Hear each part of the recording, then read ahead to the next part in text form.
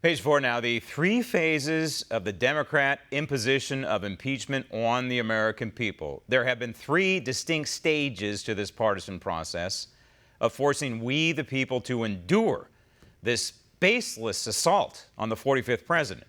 Phase 1 was, is, and will continue to be impeachment fatigue. Why is it that in bars and in restaurants and in coffee shops and wherever, malls, most Americans are talking about anything but impeachment? Is it because we don't care? Surely we care about the strong economy and would like to keep it, right?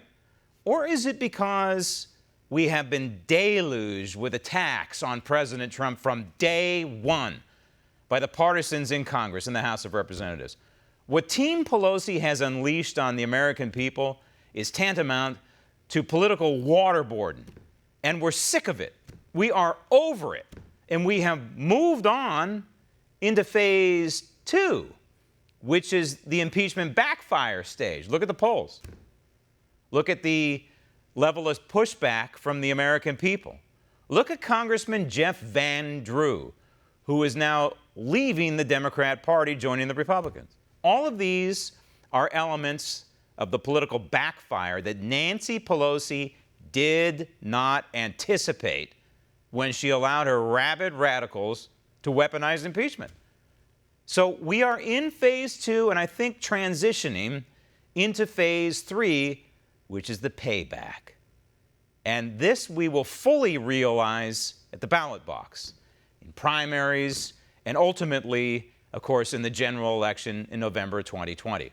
If the current sentiment remains in place, more or less, or if it moves even further into disgust for impeachment, then the payback for the modern Democrat Party on Election Day in 2020, indeed, is going to be a bitch. The only case the Democrats have made in this entire impeachment inquiry, this entire fiasco, is the case against them being in the majority in the House of Representatives. And living, breathing proof of that lies with the one and only Hank Johnson of Georgia. Dangling the fact that I'll give it to you if you do this. I mean, that's exactly what happened. Stop the tape. It's like... Stop the tape. That's not exactly what happened, Congressman. The President of the United States did not dangle something to a foreign president and say, hey, we'll give you this if you give me that. That's not what took place here. What took place here was a president of the United States, duly elected, but being attacked by the weaponized Democrat Party, brutally attacked.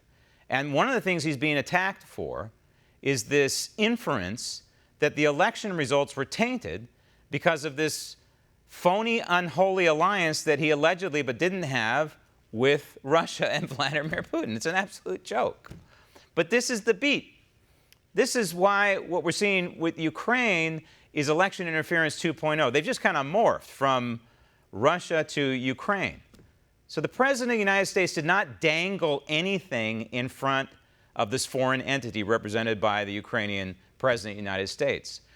What the President did, Hank, if I can call you that, Hank, is he said to the President of Ukraine, I want to make sure that your country is cleaning up its act before I give you American taxpayer dollars. Now, who wouldn't want the President of the United States doing that?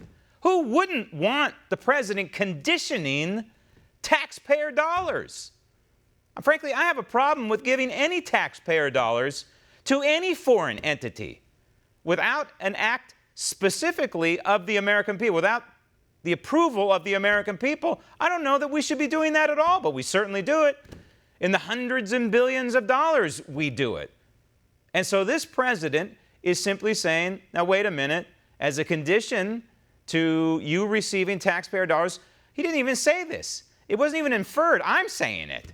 But if he did say it, if he did say, hey, this is conditioned, the money is conditioned on you cleaning up your corrupt act. Ukraine, one of the bottom 3 most corrupt countries in the world. A president would be derelict of duty if he didn't stand up for our taxpayer dollars in a situation like this. And as far as Joe and Hunter Biden is concerned, this is an unanswered question that the American people deserve answers to. What did the vice president do exactly? Because it seems as though to me that the vice president violated the emoluments clause. That is, he got something in return from the then Ukrainian president for demanding that the prosecutor be fired in lieu of money going to Ukraine. And for the record, Hank, if I can call you that, Hank, for the record, the Trump administration 2 previous years had given this same military aid, the same U.S. taxpayer dollars prior to this phone call in the previous 2 years. He held up this one because there's a new president. He wanted to know, the President of the United States wanted to know whether this new Ukrainian president was going to keep his word and clean up his country. But what about Barack Obama? What about all the elements of Barack Obama's foreign policy when he conditioned money on his terms, like to Israel? You don't want to talk about that, right, Hank? Barack Obama conditioned billions of dollars in aid to Israel over and over and over again. He doesn't like Israel. Barack Obama doesn't like Benjamin Netanyahu. And oh, by the way, Barack Obama tried to interfere in an Israeli election. He tried to help defeat Benjamin Netanyahu. You have a problem with that, Hank?